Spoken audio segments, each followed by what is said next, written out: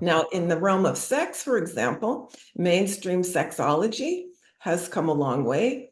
It's really about measuring and telling us how often we should have sex and how long it should last and why does it go down when we get older, which I think all three of us know it doesn't have to necessarily.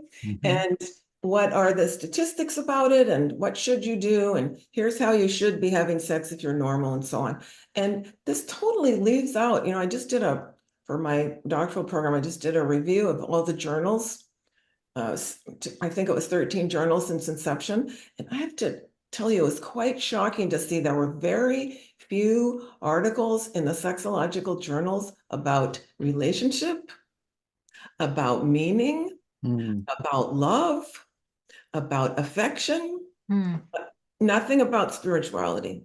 So that, to me, is the most interesting thing about sex, is not how long it lasts or what the measurements are, but, and I guess I'm in a privileged position that I don't have to worry about those things, but what is the meaning? What's the nature of the relationship? How does it make love, etc.? So these more transpersonal elements are really, I think, of the most value. Yeah. You'd think from the late 70s when you saw spiritual sex that it would have come a little bit farther since then, but it sounds like it hasn't. Not in the mainstream literature, certainly.